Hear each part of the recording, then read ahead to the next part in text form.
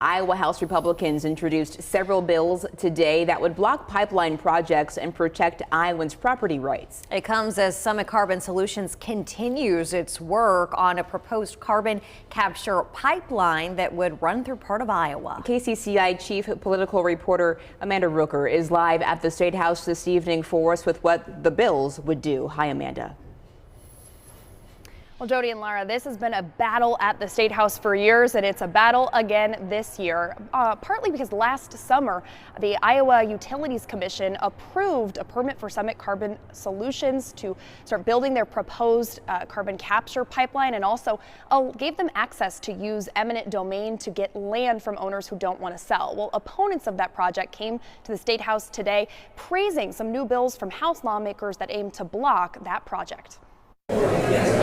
Anti-pipeline activists are asking lawmakers for action. We don't need a bunch of unnecessary CO2 pipelines crisscrossing our state, utilizing eminent domain, tearing up our farms, destroying their productivity. At a press conference Thursday, some, like Greene County landowner Dan Tronchetti, expressed concerns about safety. At a minimum, with an 8-inch pipeline operating at 2100 psi, the kill zone would be 1,800 feet, and you would be dead in less than 4 minutes. So with my front door 1,150 feet from the pipeline, that's a major concern. I might go to sleep one night in my bed, and that would be the end of me. A group of House Republicans introduced 6 new bills Thursday to address those concerns. Some bills would put new regulations on the Iowa Utilities Commission and restrict the use of eminent domain. Another would help landowners who can't get insurance because their property is near the pipeline. Representative Charlie Thompson says he's confident the bills will pass the House. People of Iowa demand an answer on this. This is not going to go away. We're not going to go anywhere. We're going to get this thing done.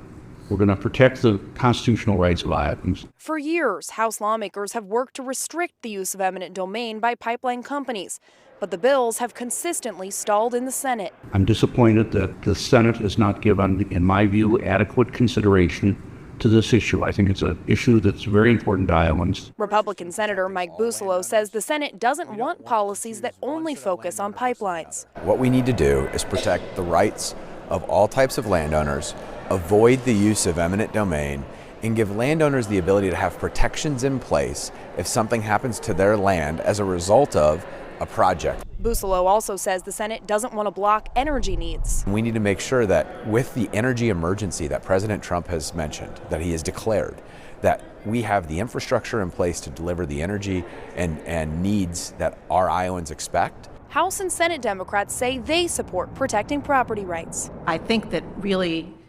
Iowans deserve at least to be able to see a vote take place.